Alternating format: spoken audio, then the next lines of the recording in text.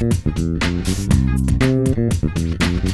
Richard Roeper, and this is the Roeper Rundown. Spoiler alert! If you haven't seen the finale of True Detective, look away. Now, the finale of the 8-arc HBO series starring Matthew McConaughey and Woody Harrelson was a disappointment to some of the more passionate critics and fans on the internet.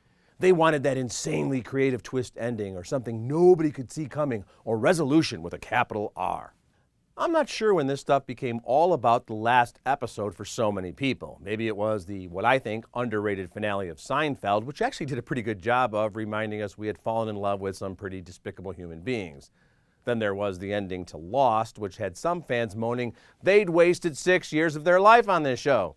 And of course, legions of Sopranos fans hated that ambiguous ending, and Dexter, well, that was practically a comedy in its finale.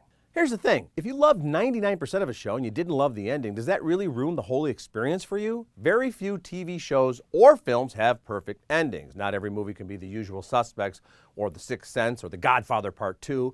Not every television show works its way to the perfect closure of a Breaking Bad or a Newhart. Some people think the finale of St. Elsewhere was perfect. I thought it pulled the rug out from the audience. Some great films, such as Psycho and No Country for Old Men, to name just two, had perfect endings, but then we got another scene we didn't need. The ending of Return of the Jedi was, well, just go back and watch and you'll cringe.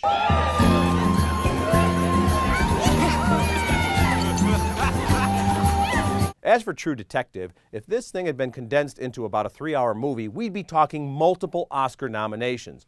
Woody Harrelson and Matthew McConaughey were a magnificent team. The writing, the directing, the cinematography, the set design, the editing, the music, all at the highest level.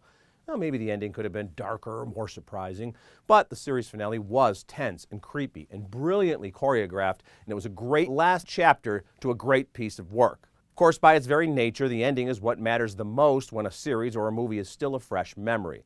But even if you hated the ending to The Sopranos, does that make the Pine Barrens episode any less brilliant? Even if you were infuriated by the last Seinfeld episode, does that stop you from enjoying yet another viewing of the Puffy Shirt episode? Disappointment plus time equals a less emotional and more comprehensive appreciation for any great TV series or movie, even if the last episode had you saying, "What the f***?" I'm Richard Roeper. This is the Roeper Rundown.